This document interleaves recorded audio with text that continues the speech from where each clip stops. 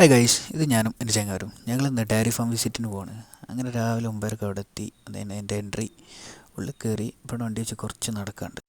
അങ്ങനെ നടന്ന് ഞങ്ങൾ അതിൻ്റെ മുന്നിലെത്തി. ഇതാണ് മുന്നിലുള്ള കാഴ്ച. ഇവിടെ ഒരു ബോർഡൊക്കെ ഉണ്ട്. അപ്പോൾ അങ്ങനെ നേരെ അതിൻ്റെ ഉള്ളിൽ കയറിയപ്പോൾ കുറച്ച് മുന്നിലൊക്കെ തിരിച്ചു. പിന്നെ അവർ പറഞ്ഞു ഉള്ളിൽ കയറണേ തൊപ്പി മാസ്ക് ഒക്കെ ഇടണമെന്ന്.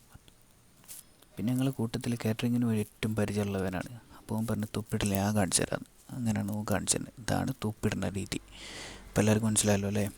ഇങ്ങനെ ഇവനും തുപ്പിയിട്ട് എല്ലാവരും തുപ്പി മാസ്ക് ഒക്കെ ഇട്ട് അതിൻ്റെ മുന്നിലൊരു റൂമുണ്ട്, എക്സിബിഷൻ റൂം. ഇതാണ് ആ റൂം. ഇതാണ് അതിൻ്റെ ഉള്ളിലുള്ള കാഴ്ചകൾ. വല്ല പ്രൊഡക്റ്റൊക്കെ അവിടെ ഡിസ്പ്ലേ കിട്ടുന്നു. മൂപ്പരൊക്കെ ഇങ്ങനെ ക്ലാസ് ഒക്കെ എടുത്തുനിന്ന് കുറച്ച്, പിന്നെ ടി വിയിൽ കുറച്ച് വീഡിയോസ് കാണിച്ചു തന്നെ അതിൻ്റെ ഉള്ളിലത്തെ കാഴ്ച ഇതൊക്കെയാണ് എന്ന് പറഞ്ഞിട്ട് നേരെ ഉള്ളിൽ കയറ്റി.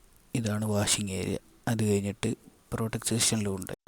അങ്ങനെ ഇതിൻ്റെ ഉള്ളിലാണ് പാലും ഐസ്ക്രീമിനുള്ള ക്രീമും ഒക്കെ സെപ്പറേറ്റ് ആക്കി എടുക്കുന്ന സ്ഥലം. നമുക്കിന്നെ പറഞ്ഞു കേട്ടുള്ള അറിയുമല്ലോ ഉള്ളൂ. ഞാൻ ആദ്യമായിട്ടാണ് അതിൻ്റെ ഉള്ളിൽ കയറിയൊക്കെ കാണുന്നത്. നല്ല വൃത്തിയിലാട്ടോ മെയിൻറ്റെയിൻ ചെയ്യണമൊക്കെ. ഡെയിലി കാര്യങ്ങളൊക്കെ വാഷ് ചെയ്യാനും ഒക്കെ ഉണ്ടെന്നാണ് പറഞ്ഞത്. സംഭവം അടിപൊളിയാണ്.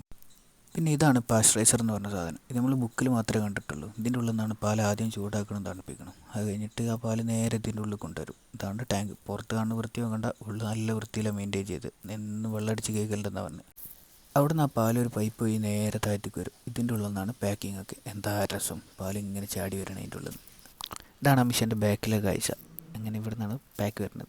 പാക്ക് ചെയ്ത പാലൊക്കെ നേരെ എടുത്ത് വെക്കുന്നത് കോൾഡ് സ്റ്റോറേജ് റൂമിലാണ്.